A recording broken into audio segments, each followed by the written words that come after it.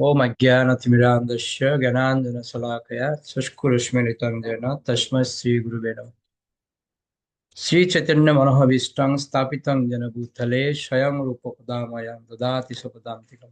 वन्देऽहं श्रीगुरो श्रीयुतपदकमलं श्रीगुरून् वैष्णवांश श्रीरूपं साग्रजातं सहगण रघुनाथान्वितं तं सजीवं साद्वैतं सवधूतं परिजनसहितं कृष्ण चैतन्यदेवं श्री राधा कृष्ण पादां सहगण ललिता श्री विशाखान्वितांश। हे कृष्ण करुणा सिंधु दीनबंधु जगतपते गोपेश गोपिका कांत राधा कांत नमस्तुते तप्त कांचन गौरांगी राधे वृंदावनेश्वरी विश्वभानुसुते देवी प्रणमामि हरिप्रिये वंचाकल्पतरुभ्यश्च कृपा सिन्धुभ्येव च पतितानां पावनेभ्यो वैष्णवेभ्यो नमः। जय श्री कृष्ण चैतन्य प्रभु नित्यानंद श्री अद्वैत गदाधर शिवसादि गौर भक्तवृंद। हरे कृष्णा कृष्णा कृष्णा हरे हरे हरे राम राम राम हरे हरे। नमो विष्णुपदाय कृष्ण पृष्ठाय भूतले श्रीमते भक्ति वेदांत स्वामिनिति नामिने नमस्ते सरस्वती देवी गौरवाणी प्रचारिणे निर्विशेष शून्यवादी पाश्चात्य देशतारिणे गुरुवे गौरचंद्राय राधिकाय तदालये कृष्णाय कृष्ण भक्ताय तद्भक्ताय नमो ओम विष्णुपदाय कृष्ण पृष्ठाय भूतले श्रीमती जय पदका स्वामिनिति नामिने नमो आचार्य पदाय निताय कृपदाय गौर पतनामदाय हरे কৃষ্ণ। গতকালকে আমরা যেখানে শেষ করেছি ওর পর থেকে আমরা শুরু করব। গতকালকে আমরা সেই রণক্ষেত্রের মাহাত্ম্য ওখানে শেষ করেছিলাম। তো আজকে পড়বেন আমাদের দুইজন, প্রথমে সর্বরূপা মাতাজি, তারপরে হচ্ছে আমাদের মিত্রবৃন্দা মাতাজি। ওকে, সর্বরূপা মাতাজি শুরু করুন। হরে কৃষ্ণ প্রভুপাদ। এটি হচ্ছে কৃষ্ণ ভবনামৃতের সারমর্মের উপলব্ধি। এটি না জানলে ভক্তরা যে কেন কুরুক্ষেত্রের রণাঙ্গনের প্রতি তাদের গভীর আসক্তি প্রকাশ করে থাকেন তা বোঝা সম্ভব হবে না। যারা শ্রীকৃষ্ণের প্রতি অনুরক্ত হয়েছেন তারা তার বিভিন্ন লীলাবিলাস ও কার্যকলাপের প্রতি অনুরক্ত না হয়ে পারেন না। ভক্তি রসামিত সিন্ধু গ্রন্থে শুদ্ধ ভক্তের লক্ষণ সম্বন্ধে শিলরূপ গোস্বামীর বর্ণনার সারমর্ম হচ্ছে তিনি সর্বদাই অপ্রতিহত ভাবে ও অনুকূল ভাবে ভগবানের সেবা করেন। এই ধরনের কৃষ্ণ ভাবনাময় কার্যকলাপের পবিত্রতা বজায় রাখতে হলে তাকে জড় কর্ম এবং মনোধর্ম প্রসূত দার্শনিক জ্ঞান থেকে অবশ্যই মুক্ত হতে হবে। কৃষ্ণ সেবা ব্যতীত সমস্ত বাসনাই জড় বাসনা এবং মনোধর্ম প্রসূত দার্শনিক জ্ঞান অবশেষে নির্বিশেষবাদ বা শূন্যবাদে পর্যবসিত হয়। এই সমস্ত পন্থাগুলি কৃষ্ণ ভক্তের কাছে সর্বত্রভাবে অর্থহীন। বাসুদেব বা শ্রীকৃষ্ণের উপাসনা করাই যে পরম পুরুষার্থ, দার্শনিক জ্ঞানের প্রভাবে সেই সিদ্ধান্তে উপনীত হওয়া অত্যন্ত দুর্লভ। সেই কথা ভগবদ গীতায় বলা হয়েছে। দার্শনিক জ্ঞানের চরম লক্ষ্য অবশ্যই শ্রীকৃষ্ণ, কেননা তিনি হচ্ছেন সবকিছুর পরম উৎস। তিনি হচ্ছেন সর্বকারণের পরম কারণ। এই তত্ত্ব হৃদয়ঙ্গম করে সকলেরই তার শরণাগত হওয়া উচিত। এই চরম লক্ষ্যে যদি পৌঁছানো যায় তাহলে দার্শনিক জ্ঞানের অনুশীলন অনুকূল হয়, কিন্তু তা না হলে যদি নির্বিশেষবাদ বা শূন্যবাদের সিদ্ধান্তে উপনীত হয় তাহলে তা ভক্তি নয়। কর্ম বলতে সাধারণত বৈদিক কর্মকাণ্ডের নির্দিষ্ট কার্যকলাপকে বোঝানো হয়। অনেক মানুষ আছেন যারা বৈদিক কর্মকাণ্ডের প্রতি অত্যন্ত আসক্ত, কিন্তু কেউ যদি শ্রীকৃষ্ণকে সমস্ত কর্মের পরম ভোক্তা বলে না জেনে এই সমস্ত কর্মকাণ্ডের প্রতি আসক্ত হয় তাহলে তার সেই সমস্ত কার্যকলাপ কৃষ্ণ ভক্তির প্রতিকূল। কৃষ্ণ ভক্তি শ্রবণ কীর্তন স্মরণাদি ভক্তাঙ্গের উপর প্রতিষ্ঠিত। শ্রীমদ্ ভাগবতে ভক্তি সাধনের 9টি পন্থা বর্ণিত হয়েছে। তাছাড়া আর সবই কৃষ্ণ ভক্তির প্রতিকূল। এইভাবে প্রত্যেকেরই কর্তব্য হচ্ছে জড় জগতের অজ্ঞান অন্ধকারে অধপতিত হওয়ার থেকে নিজেকে সর্বদাই রক্ষা করা। শিলরূপ গোস্বামী ভক্তিতত্ত্ব বিশ্লেষণ করতে গিয়ে জ্ঞান কর্মাদি শব্দটি উল্লেখ করেছেন। এই কর্মাদি সকাম বলতে সেই সমস্ত কর্মকে বোঝানো হয়েছে যার মাধ্যমে শুদ্ধ ভগবত ভক্তি লাভ করা যায় না। তথাকথিত নানা রকম ত্যাগের পন্থাও কৃষ্ণ ভক্তির অনুকূল নয়। ভক্তির লক্ষণ বর্ণনা করতে গিয়ে শিলরূপ গোস্বামী নারদ পঞ্চরাত্র থেকে একটি শ্লোক উদ্ধৃত করেছেন। কৃষ্ণ ভাবনায় ভাবিত হওয়ার ফলে সব রকম উপাধি থেকে মুক্ত হওয়া সম্ভব এবং তখনই হৃদয় সম্পূর্ণভাবে নির্মল হয়। এই অবস্থায় জীব তার শুদ্ধ ইন্দ্রিয়ের দ্বারা ভগবান শ্রীকৃষ্ণকে সেবা করতে পারে। অতএব ইন্দ্রিয়গুলি যখন তাদের যথার্থ স্বামীর সেবায় তৎপর হয় তখন তাকে বলা হয় ভক্তি। বদ্ধ অবস্থায় ইন্দ্রিয়গুলি শরীরের সমস্ত চাহিদা মেটাবার কাজে ব্যস্ত থাকে, কিন্তু যখন সেই ইন্দ্রিয়গুলি শ্রীকৃষ্ণের আজ্ঞা পালনে তৎপর হয় তখন তাকে বলা হয় ভক্তি। যতক্ষণ পর্যন্ত মানুষ নিজেকে কোনো পরিবারের বা সমাজের অন্তর্ভুক্ত বলে মনে করে, শরীরকে আত্মবুদ্ধি করে, ততক্ষণ পর্যন্ত সে উপাধিযুক্ত থাকে। কিন্তু যখন সে পূর্ণরূপে উপলব্ধি করতে পারে যে সে কোনো পরিবার, সমাজ অথবা দেশের সঙ্গে সম্পর্কিত নয়, তার নিত্য সম্পর্ক হচ্ছে শ্রীকৃষ্ণের সঙ্গে, তখন সে অনুভব করতে পারে যে তথাকথিত পরিবার বা রাষ্ট্রের স্বার্থে তার শক্তির অপচয় না করে পরমেশ্বর ভগবান শ্রীকৃষ্ণের সেবা করা উচিত। এটি হচ্ছে জীবনের যথার্থ প্রয়োজন এবং এরই নাম কৃষ্ণ ভাবনাময় শুদ্ধ ভক্তিযুক্ত। হরে কৃষ্ণ প্রভু প্রণাম। হরি হরি বল। অনেক ধন্যবাদ মাতাজিকে। খুব সুন্দর আমরা প্রস্তাবনা কমপ্লিট করলাম। এবার এখান থেকে কার কোন পয়েন্টে ভালো লেগেছে, এবার কারো যদি কিছু বলার থাকে এরপরে বলতে পারেন আপনারা। প্রাণানন্দিনী মাতাজি। হরে কৃষ্ণ প্রভু প্রণাম।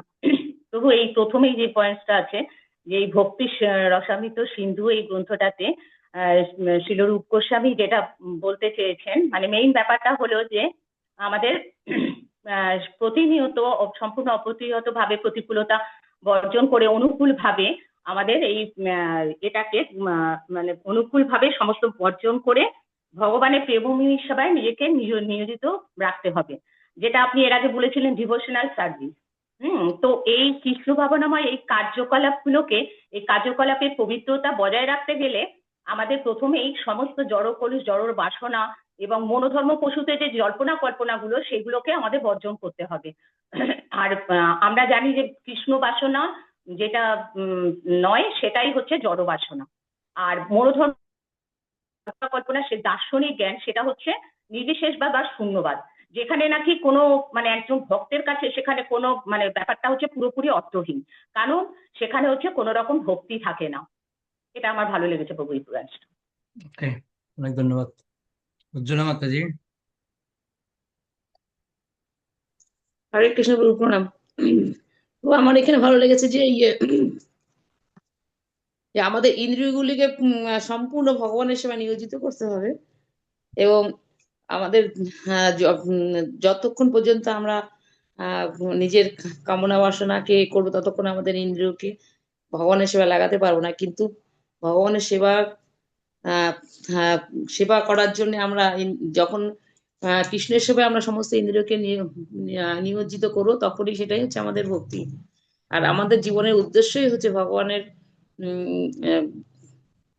কৃষ্ণ ভাবনাময় হয়ে শুদ্ধ ভক্তিযোগ অনুশীলন করা। এটা আমরা চেষ্টা করবো, প্রভু এখানে বলেছে, কিন্তু এটা চেষ্টা করা উচিত আমাদের। হরি বল। হরে কৃষ্ণ। সর্বরূপা মাতাজি।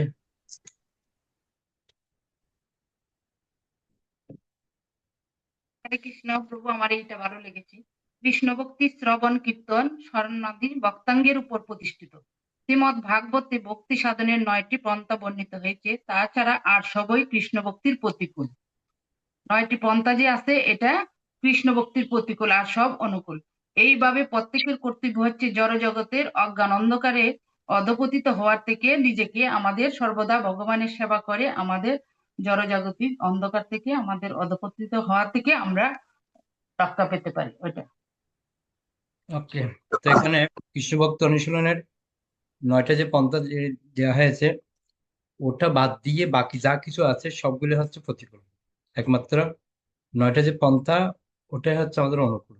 সেই জন্য আমাদের সবসময় মনে রাখতে হবে, এই অজ্ঞানতার অন্ধকার থেকে যারা মুক্ত হতে চায়, নিজেকে যদি আমরা শুধু রক্ষা করতে চাই, এই 9টা পন্থার থেকে যে কোনো একটা পন্থার প্রতি আমাদেরকে এগিয়ে যেতে হবে। আমরা দেখতে পাই নববিধ ভক্তির মাধ্যমে কি করে ভগবানকে লাভ করেছে, তার প্রুফ আমরা দেখতে পাই। ওকে, সুমিত্রা মাতাজি।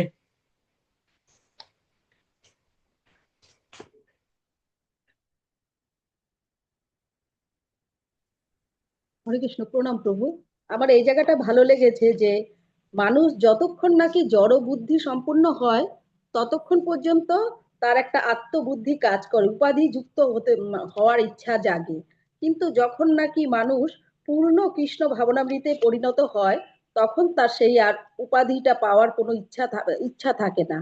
জড়জাগতিক বাসনাই হচ্ছে এমন একটা বাসনা, একবার ত্যাগ একবার ভোগ, এরকম ভাবে এটা চলতে থাকে। এটা চপল সুখ, এটা আজকে অনিত্য, এটা আজকে আছে আর কালকে থাকবে না। কিন্তু যে প্রকৃতপক্ষে জানে যে আমার শরীরটা একটা একটা দেহই মাত্র, এটা একদিন চলে যাবে, কিন্তু আত্মবুদ্ধি সম্পূর্ণ যখন হয়ে ওঠে তখন আর তার এই ত্যাগ ভোগ এইগুলো তার থাকে না, তখন সে সম্পূর্ণ রূপে ভগবানের ভাবনায় নিযুক্ত হতে পারে। এই লাইনটা ভালো লেগেছে প্রভু।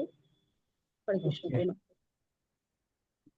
আর কবে নিতাই চাঁদের করুণা হবে, সংসার বাসনা মোর কবে তুচ্ছ হবে, বিষয়াচারিয়া কবে শুদ্ধ হবে মন, কবে হাঁ ভেরিব শ্রী বৃন্দাবন। হুম, কবে হবে? ওকে, শক্তি রাধিকা মাতাজি।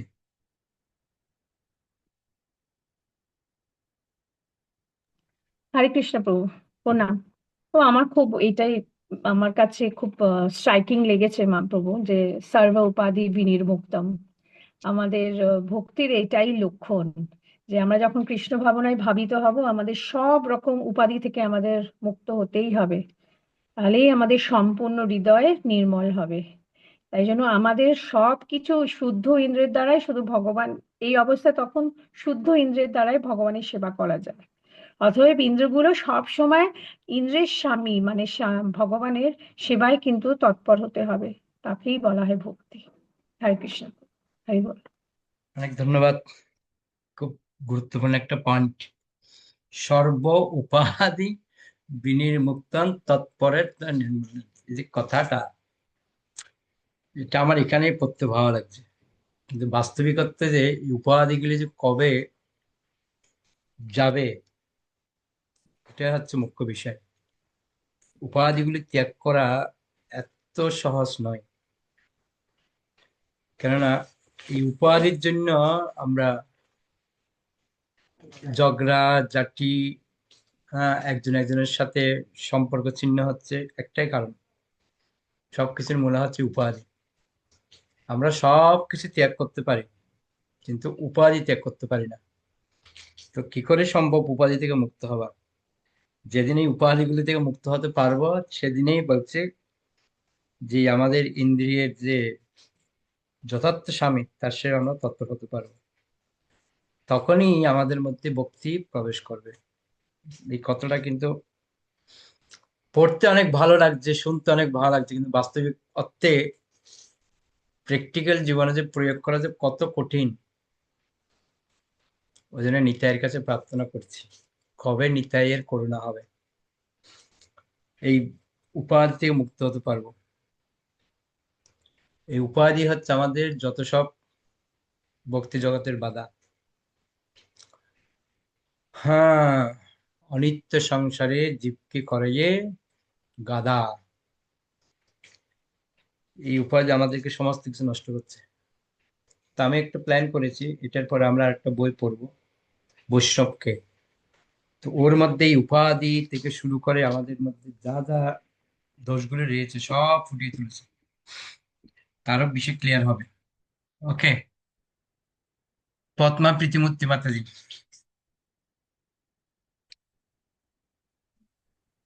হরে কৃষ্ণ প্রভু, প্রণাম। এই যে জ্ঞান কর্মাদি যে বলেছেন, শ্রী রূপ গোস্বামী ভক্তি তত্ত্ব বিশ্লেষণ করতে গিয়ে জ্ঞান কর্মাদি শব্দটি উল্লেখ করেছেন। এই জ্ঞান কর্মাদি সম্বন্ধে যদি একটু বলেন প্রভু।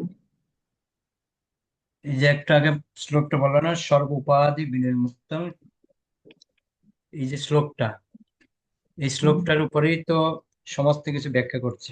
জ্ঞান, কর্ম, আহ, এই সমস্ত কিছু আমাদেরকে টোটালি ত্যাগ করতে হবে। কেননা শুদ্ধ ভক্তি যদি লাভ করতে যায়, আমাদের এই জ্ঞান, কর্ম এগুলিকে ত্যাগ করতে। কেন বলা হচ্ছে কর্মকাণ্ড জ্ঞানকাণ্ড কেবলই বিষের ভাণ্ড, অমৃত বলিয়া যেবা খায়, নানা জনি ভ্রমণ করে, কদর্য বক্ষণ করে, তারই জন্ম অধপথে যায়। তো এই যে কর্মকাণ্ড জ্ঞানকাণ্ড এগুলি হচ্ছে আমাদের জন্য বিষের ভাণ্ড। ওই জন্য এখানে জ্ঞান আর কর্ম, এই এগুলি থেকে আমাদের সমস্ত রকমের কর্মের কথা বলা হচ্ছে এখানে, কর্মাদি মানে এগুলির মাধ্যমে শুদ্ধ ভক্তি লাভ করা যায় না বলছে। এগুলি থাকলে আপনি কখনো শুদ্ধ ভক্তি লাভ করতে পারবেন না। ওই জন্য বলা হচ্ছে জ্ঞান ও কর্ম নাম, যে জ্ঞান আর কর্ম থেকে আমাদেরকে মুক্ত হতে হবে। আর বিশেষ করে এই কর্মকাণ্ডীয় আর জ্ঞানকাণ্ডীয় এগুলির পাল্লায় যদি পড়ে, ভক্তি আমাদের টোটালি নষ্ট হয়ে যাবে। ওই জন্য আমাদেরকে যদি সেফটি রাখতে হয়, এগুলি থেকে মুক্ত রাখতে হবে। এই যে আপনার এই কথাটা না, এটা আমরা আরো বিস্তারিত ভাবে দেখতে পাবো। আপনার শুদ্ধ ভক্তির লক্ষণ বা সামনের দিকে যখন পড়বো, এই ভক্তির রসমৃদ্ধ সিন্ধুরই হচ্ছে শ্লোক, সর্বোপাধি বিনির্মুক্ত এটা আছে। তারপরে আহ আনুকূল্যেন কৃষ্ণ নৈশুন্য ভক্তির উত্তমা, আরো অনেকগুলি শ্লোক আছে। এই শ্লোকগুলি আমরা এই ভক্তি রসমৃদ্ধ সিন্ধু গ্রন্থের মধ্যে পাবো, যে কি করে ভক্তিকে আমরা এগিয়ে নিয়ে যাবো, শ্লোকের মাধ্যমে বুঝতে পারবো আমরা। ওকে, ক্লিয়ার মাতাজি? আচ্ছা প্রভু, আমাদের জ্ঞানের তো জ্ঞান মানে নলেজের তো দরকার আছে না? নলেজ হচ্ছে দিব্য জ্ঞান, দিব্য জ্ঞানের দরকার আছে আমাদের। বাকি যে জ্ঞানগুলো এগুলো আমাদেরকে কি করবে? জড় বিদ্যা যত, মায়ার বৈভব তোমার বচনে বাধা, অনিত্য সংসারে মোহ জনমিয়া জীবকে করে যে গাধা। যদি আমরা এই জড় বিদ্যাগুলো যদি আমাদের কৃষ্ণ সেবায় লাগাতে না পারি, তাহলে এগুলো আমাদেরকে ভবিষ্যৎ গাধায় রূপান্তরিত করবে, আর কিছু না।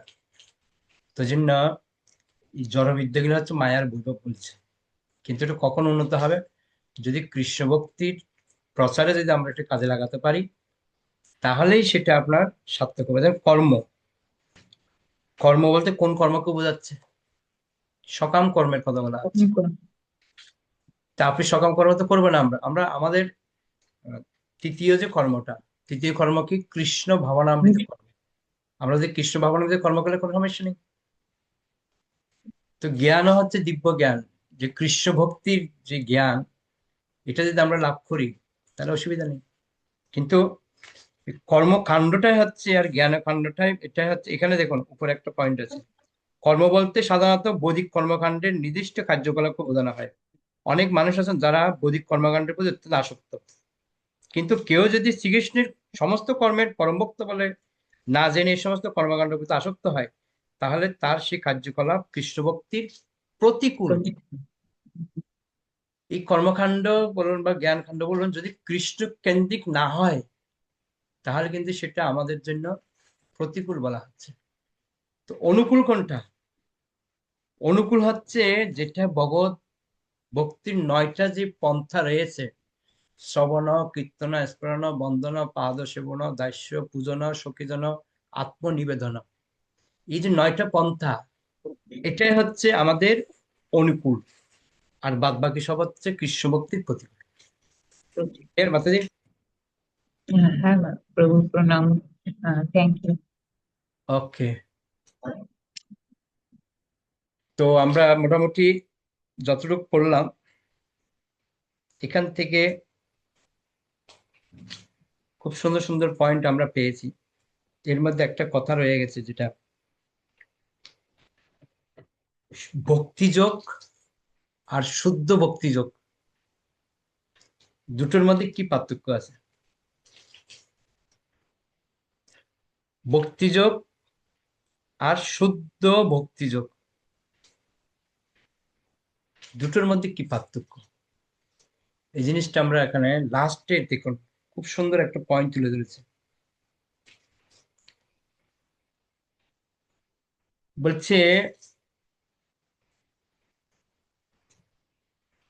যখন সে পূর্ণরূপে উপলব্ধি করতে পারে যে সে কোনো পরিবার, সমাজ অথবা দেশের সঙ্গে সম্পর্কিত নয়, তার নিত্য সম্পর্ক হচ্ছে শ্রীকৃষ্ণের সঙ্গে, তখন সে অনুভব করতে পারে যে তথাকথিত পরিবার বা রাষ্ট্রের সাথে তার শক্তির অপচয় না করে পরমেশ্বর ভগবান শ্রীকৃষ্ণের সেবা করা উচিত। যেদিন এই ভাবনাটা আমাদের মধ্যে আসবে, তখনই আমরা কৃষ্ণ ভাবনাময় শুদ্ধ ভক্তি যোগে আমরা যুক্ত হতে পেরেছি। বুঝতে পারলেন? তার আগ পর্যন্ত আমরা কেউ দাবি করতে পারবো না যে আমরা শুদ্ধ ভক্তিযোগ পালন করছি, অভ্যেস করছি, এটা বলতে পারেন। এবার এই যে শুদ্ধ ভক্তিযোগ দিয়ে কিন্তু কথাটা শেষ করেছে, কি শুদ্ধ ভক্তি, এই শুদ্ধ ভক্তিটাকে যোগে রূপান্তরিত করতে। যোগে মানে কি? যুক্ত করতে হবে শুদ্ধ ভক্তিকে। এই শুদ্ধ ভক্তি কিভাবে যুক্ত করবেন, সবসময় একটা জিনিস মনে রাখবেন, একটা অধ্যায় যখন শেষ হয় আরেকটা অধ্যায় যখন শুরু হয়, তো এই অধ্যায়ের সাথে এই অধ্যায়ের একটা কি থাকে, সম্পৃক্ত থাকে। তো এখানে শেষ করেছে কি দিয়ে? শুদ্ধ ভক্তিযোগ দিয়ে। তো এখন প্রশ্ন আসবে, শুদ্ধ ভক্তিটা কি? এটা আমরা এই প্রথম খণ্ড, প্রথম অধ্যায় দেখুন, শুদ্ধ ভক্তির লক্ষণ। সবাই বের করুন এই শুদ্ধ ভক্তির লক্ষণটা আমাদের প্রভু এখানে হরে কৃষ্ণ। প্রভু এখানে একটা পয়েন্ট পেয়েছি। বলুন। প্রভু এখানে যে লিখেছে, ইন্দ্রিয়গুলি যখন তাদের যথার্থ স্বামীর সেবায় তৎপর হয় তখন তাকে বলা হয় ভক্তি। আমাদের প্রকৃত স্বামী হইল ভগবান শ্রীকৃষ্ণ। আর এমনি যে আমাদের স্বামী আছে সেটা একটা জড়জাগতিক, এটা আজ আছে কাল নেই, অনিত্য। আর ভগবানের সাথে যে আমাদের নিত্য সম্পর্ক, বুঝতে পারছেন, ওইটাই বলছে যে যথার্থ স্বামীর সেবায় তৎপর হয় তখনই তাকে সেটা ভক্তি বলা হয়। হ্যাঁ, আমাদের সত্যি রাধিকা মাতাজি সেম কথাটা বলেছেন, এটাই যে ভক্তি কাকে বলে। যদি আমরা কৃষ্ণের প্রীতি সম্পাদনে যদি আমরা ইন্দ্রিয়গুলিকে ব্যবহার করি, তাহলে সেটা আমাদের আসল ভক্তি বলে এটাকে গণ্য করা হবে। ওটা হচ্ছে ভক্তির কথা বলেছে। এর পরের স্টেপে গিয়ে কিন্তু শুদ্ধ ভক্তির কথা বলা হচ্ছে। ভক্তি আর শুদ্ধ ভক্তি মধ্যে কি পার্থক্য আছে সেটা আমরা এখন বুঝতে পারবো। ওকে, মিত্রবৃন্দ মাতাজি, শুদ্ধ ভক্তির লক্ষণ পর্যন্ত। হরে কৃষ্ণ প্রভু প্রণাম। প্রথম অধ্যায় শুদ্ধ ভক্তির লক্ষণ।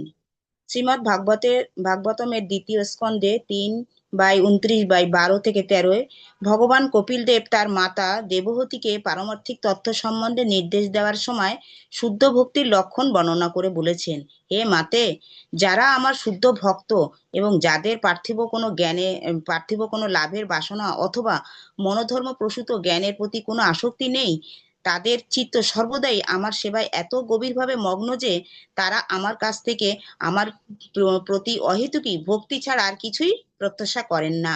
এমনকি তারা আমার ধামে আমার সঙ্গে বাস করার সৌভাগ্য পর্যন্ত কামনা করেন না।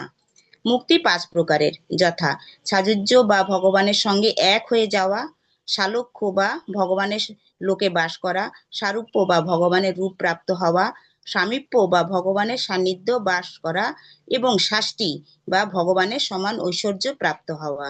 ভগবদ্ভক্ত পার্থিব সুখভোগের কথা দূরে থাকুক। এই 5টি মুক্তির কোনোটাই ভগবদ্ভক্ত পার্থিব সুখভোগের কথা দূরে থাকুক, এই 5টি মুক্তির কোনোটাই কামনা করেন না। প্রীতি সহকারে ভগবানের সেবা করেই তিনি সম্পূর্ণ তৃপ্ত। এটিই হচ্ছে শুদ্ধ ভক্তির লক্ষণ। শ্রীমদ্ ভাগবতে কপিল দেবের এই উক্তিটি শুদ্ধ ভক্তের যথার্থ মনোভাব বর্ণিত হয়েছে এবং শুদ্ধ ভক্তির সামান্য লক্ষণ বর্ণিত হয়েছে। শ্রীল রূপ গোস্বামী শাস্ত্র প্রমাণের মাধ্যমে ভক্তির বিভিন্ন লক্ষণ বর্ণনা করেছেন। তিনি বলেছেন যে শুদ্ধ ভক্তির 6টি লক্ষণ আছে। 1 নম্বর, শুদ্ধ ভক্তি ক্লেশগ্নি, অর্থাৎ যে রকম প্রাকৃতিক ক্লেশ তৎক্ষণাৎ নিবৃত্তি করে। 2 হচ্ছে শুদ্ধ ভক্তির শুভদা, অর্থাৎ সর্বতোভাবে মঙ্গলময়। 3, শুদ্ধ ভক্তি সানন্দানন্দ বিশেষতা, অর্থাৎ শুদ্ধ ভক্তি দিব্য আনন্দ প্রদান করে। 4, শুদ্ধ ভক্তি সুদুর্লভা, অর্থাৎ শুদ্ধ ভক্তি লাভ করা অত্যন্ত দুর্লভ। আর 5 নম্বর হচ্ছে শুদ্ধ ভক্তি মোক্ষ লঘু তৎকৃত, অর্থাৎ শুদ্ধ ভক্তি মোক্ষকে তুচ্ছ করে দেয়। 6 হচ্ছে শুদ্ধ ভক্তি শ্রীকৃষ্ণ কার্ষিণী, অর্থাৎ শ্রীকৃষ্ণকে আকর্ষণ করার একমাত্র উপায়। শ্রীকৃষ্ণ কার্য, কিন্তু শুদ্ধ ভক্তি তাকেও আকর্ষণ করে, অর্থাৎ শুদ্ধ ভক্তি শ্রীকৃষ্ণের থেকেও বলবর্তী, কারণ তিনিই হচ্ছেন শ্রীকৃষ্ণের অন্তরঙ্গা শক্তি। ক্লেশগ্নি, শুদ্ধ ভক্তির ক্লেশ নিবারণ করে। ভগবদ্গীতায় ভগবান বলেছেন যে সমস্ত কার্যকলাপ পরিত্যাগ করে তার শরণাগত হওয়া উচিত। সেই সঙ্গে তিনি এই প্রতিজ্ঞাও করেছেন যে এই ধরনের সমর্পিত আত্মাদের তিনি সমস্ত পাপ থেকে মুক্ত করবেন। শ্রীল রূপ গোস্বামী বলেছেন যে এই জন্মের পাপ ও পূর্বকৃত পাপ 2 ক্লেশের কারণ। সাধারণত পাপ কর্ম অবিদ্যার ফলে সংগঠিত হয়ে থাকে, কিন্তু অবিদ্যার অজুহাত দেখিয়ে পাপের প্রতিক্রিয়া থেকে রেহাই পাওয়া যায় না। পাপের ফল 2 রকমের, প্রায়ধ্য ও অপ্রায়ধ্য। যে পাপ কর্মের ফল আমরা বর্তমানে ভোগ করছি তা প্রায়ধ্য, আর যা এখন ভোগ হয়নি সেই সঞ্চিত পাপ কর্মকে অপ্রায়ধ্য বলা হয়। উদাহরণস্বরূপ বলা যায়, যেমন কোনো দুর্বৃত্ত অনেক অপরাধ করা সত্ত্বেও এখনো ধরা পড়েনি, কিন্তু যখনই সে ধরা পড়বে তখনই তাকে কারাগারের দণ্ড দেওয়া হবে। এইভাবে আমাদের অপ্রায়ধ্য পাপের ফল আমরা ভবিষ্যতে প্রাপ্ত হব, আর আমাদের প্রায়ধ্য পাপ কর্মের ফল এখন আমরা ভোগ করছি। এইভাবে পাপ কর্ম ও তার পরিণাম রূপী ক্লেশ ক্রমান্বয়ে চলতে থাকে। এইভাবে বদ্ধ জীব এই সমস্ত পাপের ফলে জন্ম জন্মান্তরে দুঃখ ভোগ করে থাকে।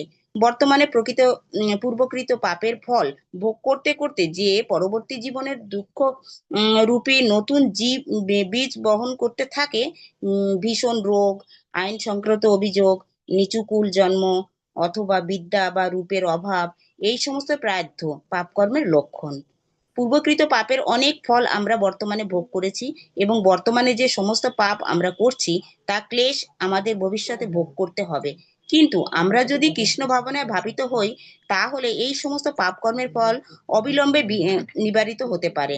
তার প্রমাণস্বরূপ শ্রীল রূপ গোস্বামী শ্রীমদ্ ভাগবতে 11 স্কন্ধে 14দশ অধ্যায়ে 49 শ্লোকটিতে উদ্ধৃত করেছেন। উদ্ধবকে উপদেশ প্রদানকালে ভগবান শ্রীকৃষ্ণ বলেছেন, হে উদ্ধব, আমার প্রতি ভক্তি প্রজ্বলিত অগ্নির মতো, যা ইন্ধনরূপী অপার পাপারাশি ভস্ম করতে পারে। অর্থাৎ প্রচন্ড অগ্নি যেমন যে কোনো পরিমাণ ইন্ধনকে ভস্মীভূত করতে পারে, তেমনি কৃষ্ণ ভাবনায় ভগবত ভক্তি পাপকর্মী সমস্ত ইন্ধনকে ভস্মীভূত করতে পারে। যেমন কুরুক্ষেত্রে রণাঙ্গনে অর্জুন মনে করেছিলেন যে যুদ্ধ করাটা পাপকর্ম, কিন্তু শ্রীকৃষ্ণ তাকে সেই যুদ্ধে নিযুক্ত হতে আদেশ দিলেন, এবং তার ফলে তার কাছে সেই যুদ্ধ ভগবত ভক্তিতে পর্যবসিত হলো। তাই অর্জুনকে কোনো পাপের ফল ভোগ করতে হলো না। ছিল রূপ গোস্বামী শ্রীমদ্ ভাগবতমের 3/33/6 শ্লোকে উল্লেখ করেছেন, যেখানে দেবহূতি তার পুত্র কপিলদেবকে বলছেন, প্রভু, শ্রবণ কীর্তন আদি ভক্তিযোগের 9টি সাধনাঙ্গ রয়েছে। যদি কেউ আপনাকে লীলা শ্রবণ, যশ কীর্তন, বন্ধন, ভক্তি ভরে আপনাকে প্রণাম, আপনাকে স্মরণ আদি নবদা ভক্তি যে কোনো একটি অঙ্গ অনুশীলন করেন, তাহলে তিনি তৎক্ষণাৎ যজ্ঞ অনুষ্ঠান করার যোগ্যতা অর্জন করেন। তিনি যদি চণ্ডালকুলেও জন্মগ্রহণ করে থাকেন, তবুও ভক্তিযোগের প্রভাবে তিনি সর্বোত্তভাবে পবিত্র হতে পারেন। অর্থাৎ যিনি পূর্ণরূপে কৃষ্ণ ভাবনায় ভাবিত হয়ে যথার্থ ভক্তি অনুশীলনের তাৎপর্য হয়েছেন, তিনি সর্বোত্তভাবে কলুষমুক্ত না হয়ে পারেন না। কৃষ্ণ ভাবনা বা ভগবত ভক্তি পরায়ণ পুরুষ অবশ্যই সব রকম পাপ কর্ম থেকে সম্পূর্ণভাবে মুক্ত হয়েছেন। বস্তুত ভক্তিযোগের সমস্ত পাপ ভস্মীভূত করার শক্তি রয়েছে, কিন্তু তা সত্ত্বেও ভক্তি নিরন্তর সচেতন থাকেন যাতে আর কোনো পাপ না হয়। এটাই হচ্ছে ভক্তের বৈশিষ্ট্য। এইভাবে শ্রীমদ্ ভাগবতমে নির্ণয় করা হয়েছে যে ভক্তি সহকারে ভগবানের সেবায় তৎপর হলে চণ্ডাল কুলভূত মানুষও বৈদিক যজ্ঞ করার যোগ্যতা অর্জন করেন। এই নির্দেশ থেকে বোঝা যায় যে চণ্ডাল কুল অদ্ভুত মানুষের সাধারণত যজ্ঞ করার অধিকার থাকে না। বৈদিক যজ্ঞ করার অধিকার ব্রাহ্মণদেরই আছে। অতএব ব্রাহ্মণ না হলে কেউ এই কর্ম করতে পারে না।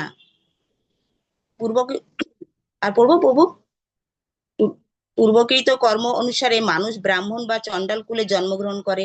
যিনি চণ্ডাল কুলে জন্মগ্রহণ করেছেন, তিনি অবশ্যই পূর্বজন্মে অসংখ্য পাপ করেছেন, কিন্তু তিনি যদি ভক্তি মার্গ অস্বীকার করে হরে কৃষ্ণ মহামন্ত্র কীর্তন করেন, তাহলে তিনি তৎক্ষণাৎ যজ্ঞ আদি কর্ম করার যোগ্যতা অর্জন করেন। তার সমস্ত পাপ কর্মফল তৎক্ষণাৎ দূর হয়ে যায়। পদ্মপুরাণে বলা হয়েছে পাপ কর্মের ফল 4 রকমের হয়: অপ্রাধ্য, কূট, বীজ এবং ফলোন্মুখ। সেখানে এও বলা হয়েছে যে কেউ যখন ভগবান বিষ্ণু শরণাগত হয়ে পূর্ণরূপে ভক্তি সহকারে তার সেবায় তৎপর হন, তখন তার এই 4 রকমের পাপ ফল তৎক্ষণাৎ বিনষ্ট হয়ে যায়। হরি যে বল। ওকে হ্যাঁ, ওকে, খুব সুন্দর পয়েন্ট আমরা পেয়েছি। যে কথাটা আমরা শেষ করেছিলাম, কোথায় শেষ করেছিলাম? যে সমস্ত রকমের উপাধি থেকে আমাদের মুক্ত হতে হবে, তাহলে শুদ্ধ ভক্তি আমরা লাভ করতে পারবো। আমরা পড়লাম না একটু আগে? কি বোঝাতে চাইছি? এই যে শুদ্ধ ভক্তির এত লক্ষণ, এত কিছু যে বলা হলো, 6 রকমের লক্ষণ রয়েছে, ওর মধ্যে যে এক একটা পয়েন্ট আমরা দেখতে পেলাম। তার আগে আমরা যখন পড়লাম প্রস্তাবনাতে, ওখানে বলছে সর্ব উপাধি বিনির্মুক্তং তৎপরেত্র নির্মূলম ঋষি কেন ঋষিকেশ সেবনং ভক্তির উচ্চতে।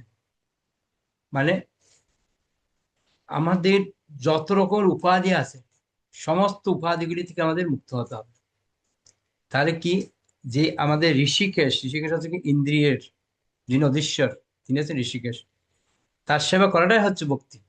বলছে ঋষিকেশ সেবনং ভক্তির উচ্চতে। এই যে কথাটা একটু আগে আমাদের সর্বপ্রম মাতাজি আর আমাদের শক্তিনাদিকে মাঝে একই কথা বললেন, যে ঋষিকেশ সেবনং ভক্তির উচ্চতে। এই যে ঋষিকেশ হচ্ছে যিনি সমস্ত ইন্দ্রিয়ের অধীশ্বর, তার সেবা করাই হচ্ছে ভক্তি। তার আগে কি বলছে? সর্ব উপাধি বিনির্মুক্তং তৎপরত্র নির্মূলম। সমস্ত রকম উপাধি থেকে মুক্ত হতে হবে। আর যখন আমরা মুক্ত হব, তখনই আমাদের মধ্যে কি আসবে? ভক্তির পর্বটা আসবে। অন্যা বিলাসিতা শূন্যং জ্ঞান কর্মাদ্য নাবিতম আনুকূল্যেন কৃষ্ণ অনুশীলনম ভক্তির উত্তম। যখন আমরা উত্তম ভক্তি লাভ করতে পারবো, তখন কি হবে? অন্য অভিলাষ, কোন রকম অভিলাষ আমাদের মধ্যে থাকতে পারবে না। যদি থাকে তাহলে কি হবে? জ্ঞান কর্মাদ্য নাবিতম। এখানে আমাদের যে মায়াবাদ রয়েছে, সকাম কর্ম রয়েছে, জ্ঞান রয়েছে, এই সবগুলি জড় অভিলাষের মধ্যে প্রবেশ করবে তখন। আর অনুকূলে যেটা থাকবে, অনুকূল কোনটা? যে কৃষ্ণ ভক্তি যেটা অনুকূল হবে, সেটাই হচ্ছে আমাদের ভক্তি। একই কথাটাকে দুইভাবে এখানে ব্যক্ত করেছে।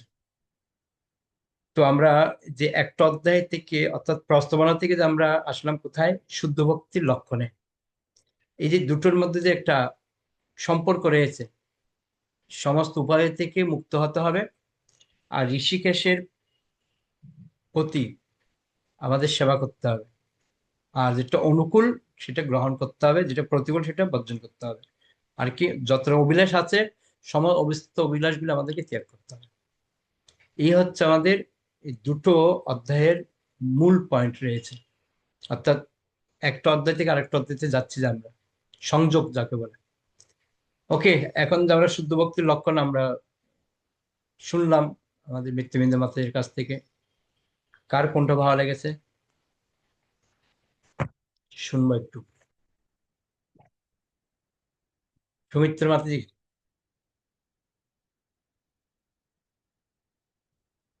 হরে কৃষ্ণ, প্রণাম প্রভু। প্রভু, এই যে নারদ পঞ্চরাত্রি থেকে যে শ্লোকটা বলেছে, ওই শ্লোকটা কি প্রভু? রূপ গোস্বামী মানে ভক্তির তত্ত্ব বিশ্লেষণ করতে গিয়ে যে শ্লোকটা বলেছে, কোনটা?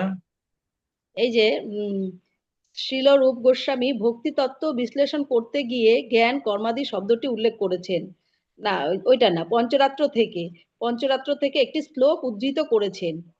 এই শ্লোকটা কি শ্লোক প্রভু? ও অন্ন বিলাসিতা শূন্যম, ওইটা? না না, আপনি কোথা থেকে বলছেন? আমি ওই প্রস্তাবনার থেকে লাইনটা আছে না, যে ভক্তি। ভগবান, আমরা প্রস্তাবনা শেষ করে চলে আসছি তো, আপনি আপনার প্রস্তাবনা গেলেন কেন? এই প্রশ্নটা পাইনি, এর জন্য আপনাকে জিজ্ঞেস করলাম শ্লোকটা ওখানে অন্ন। প্রশ্ন করতেন, হ্যাঁ, ওখানে প্রশ্নটা করতেন, এই তো এখনই তো বললাম। অন্ন বললাম, বিলাসিতা। অন্য বিলাসিতা শূন্যং জ্ঞান কর্মাদ্য নাভিতম। আচ্ছা আচ্ছা, এখানে জ্ঞান কর্মের কথা বলছে না, এটাই তো আমি আলোচনা করলাম, সংযোগটা। প্রভু ঠিক আছে এটা প্রভু। হচ্ছে ভক্তি রসমের সিন্ধু শ্লোক, ওটা। ওখান থেকে বলা হচ্ছে, এখানে নারদ পঞ্চরাত্র বলেনি তো, এটা বলা হচ্ছে ভক্তি তত্ত্ব বিশ্লেষণ করতে গিয়ে জ্ঞান কর্মাদিক শব্দের উল্লেখ করেছেন। এটা হচ্ছে অন্য বিলায় সীতা শূন্যম জ্ঞান কর্মাদ্য নাভিতম আনুকূল্যেন কৃষ্ণ শুনিলাম ভক্তির উত্তম। এইটার উপরে বলা হয়েছে, আমি অলরেডি এখন আলোচনা করলাম। ওকে, আমরা পরের যে চ্যাপ্টার আমরা গেছি, শুদ্ধ ভক্তির লক্ষণ। সুনীল মাতাজি বলুন। হরে কৃষ্ণ প্রভু, প্রণাম। বলছি প্রভু, প্রথমে শুদ্ধ ভক্তি লক্ষণের মধ্যে দেয়া আছে যে একজন শুদ্ধ ভক্ত যিনি হন, তিনি অহৈতুকী ভক্তি ছাড়া আর কিছুই প্রত্যাশা করেন না। এই একটা পয়েন্ট আছে। আর আর লাস্টের দিকে আরেকটা জিনিস আমি পেয়েছি, যেটা আমার ভালো লাগলো, যে একজন ভক্তের যে বৈশিষ্ট্য, যে তিনি নিরন্তর সচেতন থাকেন যাতে কোনো পাপ না হয় ওনার দ্বারা। মানে ভক্তি যোগের মাধ্যমে তো সমস্ত পাপ দূরীভূত হয়, তাছাড়া তিনি নিজেও সবসময় সচেতন থাকেন যেন তার কোনো পাপ না হয়। এই দুটো পয়েন্ট আমার খুব ভালো লাগলো প্রভু। হরে কৃষ্ণ। হরি বল। উজ্জ্বলা মাতাজি। হরে কৃষ্ণ প্রভু, প্রণাম। প্রভু, এখানে বলা হয়েছে যে, হ্যাঁ, পদ্মপুরাণে বলা হয়েছে যে পাপের ফল 4 রকমের: অপারব্ধ, কুর, বীজ, ফলনমুখী। সেভাবে হ্যাঁ, এখানে বলা হয়েছে। তাই এই কেউ কেউ যখন আমাদের এই 4 প্রকার যে পাপের ফল রয়েছে, তাই বলা হচ্ছে এখানে ভক্তি সিন্ধু বলা হচ্ছে যে কেউ যখন ভগবান বিষ্ণু শরণাগত হয়ে পূর্ণরূপে ভক্তি সহকারে তার সেবায় তৎপর হন, তখন তার এই 4 রকমের পাপ ফল তৎক্ষণাৎ বিনষ্ট হয়। এটাই আমার খুব ভালো লেগেছে, যে সেই পাপ কর্মগুলো আমরা ভগবানের শরণাগত হই, পূর্ণরূপে যদি শরণাগত হই, পূর্ণরূপে ভক্তি সহকারে আমরা ভগবানের সেবা করি, তাহলে আমাদের এই পাপ কর্মগুলো আমাদের ক্ষয় হয়। এটাই আমার ভালো লেগেছে। হরি হরি বল। প্রাণানন্দিনী মাতাজি। হরে কৃষ্ণ প্রভু, প্রণাম। এখানে ওই যে মুক্তির যে পাঁচটা মুক্তির কথা বলা হয়েছে, সেখানে আমরা দেখতে পাই যে একজন শুদ্ধ ভক্ত কোন মুক্তির ঊর্ধ্বে কোনো মুক্তিই চায় না। সে সমস্ত পার্থিব যে মানে কামনা বাসনা, সেগুলো থেকে দূরে থেকে একমাত্র প্রীতি সহকারে ভগবানের প্রেমময়ী সেবাটাকেই সে তার জীবনের মেইন মানে প্রধান অঙ্গ হিসেবে মনে করে, এবং এটাই শ্রেষ্ঠ পন্থা এটা মনে করে, আর সম্পূর্ণ মানে তৃপ্ত হয়। এটাই একটা শুদ্ধ ভক্তির লক্ষণ। এটা আমার ভালো লাগলো। হরি হরি বল। খুব সুন্দর পয়েন্ট। সৌমিত্র মাতাজি। হরে কৃষ্ণ প্রভু, আমি এটাই বলতে চাইছিলাম যে শুদ্ধ ভক্ত কখনো যে 5 প্রকার মুক্তি আছে, এই মুক্তিও তারা আশা করে না। তারা মনে করে যে যেখানে থাকবো সেখানে যেন ভগবানের সেবাটা করতে পারি, ভগবান আমাকে যেখানেই পাঠাক না কেন ভগবানের সেবাটা ছাড়া যেন অন্য কিছু আমি আশা না করি। শুদ্ধ ভক্তের এটাই লক্ষণ। হরি বল। সুনীল মাতাজি। কৃষ্ণপ্রভু, এখানে যে শুদ্ধ ভক্তি যে ছখানা লক্ষণ মানে বলেছেন, তো সেখানের মধ্যে সেগুলো তো খুবই সুন্দর, মানে ইম্পর্টেন্ট। আর লাস্টের দিকে একটা খুব সুন্দর কথা বলেছে যে শুদ্ধ ভক্তি এরকম যে যে যে কৃষ্ণকেও সে আকর্ষণ করে, এবং বলেছে যে শুদ্ধ ভক্তি শ্রীকৃষ্ণ থেকেও এত শক্তিশালী যে তিনি শ্রীকৃষ্ণের হচ্ছেন অন্তরঙ্গা শক্তি। যে মানে শুদ্ধ ভক্তি কতটা পাওয়ারফুল সেটা এখানে বর্ণনা করা হয়েছে। হরে কৃষ্ণ প্রভু। ওকে, অনেক ধন্যবাদ সবাইকে। তো প্রত্যেকে এই জিনিসটা ভালো করে একটু হৃদয়ঙ্গম করবেন। শুদ্ধ ভক্তির যে 6টা লক্ষণ, এটা আমাদেরকে ভালো করে বুঝতে হবে। 6টা লক্ষণগুলি কি কি, যেটা আমরা পড়লাম এতক্ষণ ধরে, শুদ্ধ ভক্তির লক্ষণগুলি। যেই 6টা লক্ষণের কথা বলেছে, এটা যদি আমরা ভালো করে হৃদয়ঙ্গম করতে পারি, তাহলে শুদ্ধ ভক্তির যে কত পাওয়ার রয়েছে সেটা বুঝতে পারবো। প্রথমটা কি বলছে? সমস্ত ক্লেশকে তৎক্ষণাৎ নিবৃত্তি করে। যত রকমের ক্লেশ আছে, শুদ্ধ ভক্তি আমাদেরকে সবসময় মঙ্গল প্রদান করে। আর কি করে? দিব্য আনন্দ প্রদান করে। আর এই সব থেকে বড় কথা হচ্ছে, এটা লাভ করা কিন্তু অত্যন্ত দুর্লভ। তার থেকে বড় কথা হচ্ছে, শুদ্ধ ভক্তি কোনো মোক্ষ তুচ্ছ মনে করে বলছে, তুচ্ছ। এতগুলি যখন হবে, তখন অলরেডি কৃষ্ণকেও আকর্ষণ করতে পারবে। এই যে 6টা পয়েন্ট, এই 6টা পয়েন্ট যদি আমরা সত্যিকার অর্থে বুঝতে পারি, তাহলে কখনো আমরা ভগবানের কাছে গিয়ে বলবো না যে, হে ভগবান, আমি এত কষ্ট পাচ্ছি, আপনি আমাকে মুক্তি দিন।